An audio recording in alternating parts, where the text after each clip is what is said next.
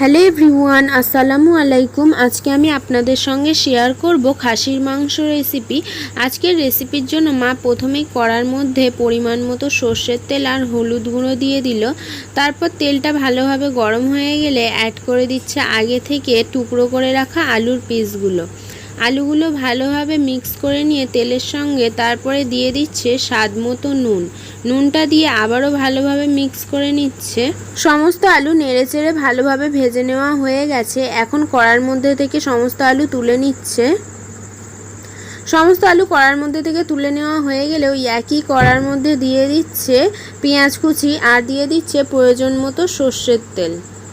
তারপর পেঁয়াজটাকে আবারও নেড়েচেড়ে একটু ভেজে নিয়ে দিয়ে দিচ্ছে গোটা গরম মশলা।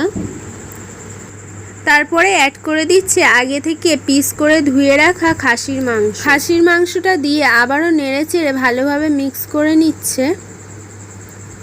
তারপরে অ্যাড করে দিচ্ছে স্বাদ মতো নুন আর হলুদ গুঁড়োটা ভালোভাবে মাংসের সঙ্গে মিক্স করে নেওয়া হয়ে গেছে। এখন কড়ার ঢাকনাটা কিছুক্ষণের জন্য চাপা দিয়ে রেখে দিল।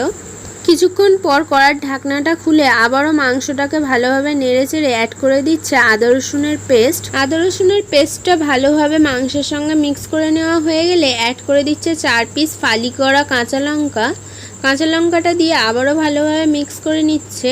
এখন অ্যাড করে দিচ্ছে শুকনো লঙ্কার গুঁড়োটা দিয়ে আবার একটু মিক্স করে নিচ্ছে। তারপরে অ্যাড করে দিচ্ছে অল্প একটু জল আর অ্যাড করে দিচ্ছে জিরে মরিচের গুঁড়ো আর গরম মশলার গুঁড়ো। তারপর উপকরণগুলো আবারও ভালোভাবে নেড়েচেড়ে মিক্স করে নিচ্ছে।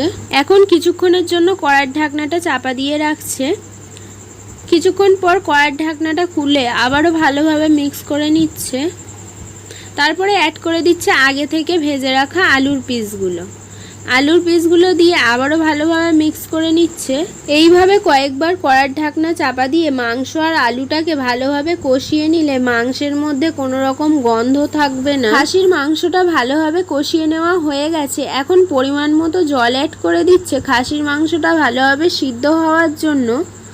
পরিমাণ মতো জল অ্যাড করে একটু নেড়েচেড়ে আবারও কড়ার ঢাকনাটা চাপা দিয়ে দিচ্ছে। এইভাবে কয়েকবার কড়ার ঢাকনা চাপা দিয়ে খাসির মাংস আর আলুটা ভালোভাবে সিদ্ধ হয়ে গেলে আজকের খাসির মাংস রেসিপিটা সার্ভ করার জন্য রেডি হয়ে যাবে। এই সময়ে আপনারা মাংসে ঠিক যতটুকু ঝোল রাখতে চান ততটুকু ঝোল রাখতে পারেন, অথবা মাংসের ঝোল ফুটিয়ে কমিয়ে নিতে পারেন। সেম প্রসেসে আপনারা যদি খাসির মাংস রেসিপি ট্রাই করেন তাহলে খাসির মাংস খেতে কোনো রকম গন্ধ লাগবে না আর খেতে হবে অনেক সুস্বাদু। আজকের রেসিপিটা এই পর্যন্তই। ফিরে আসবো আবারও নেক্সট কোনো রেসিপি নিয়ে। সম্পূর্ণ রেসিপিটা দেখার জন্য ধন্যবাদ।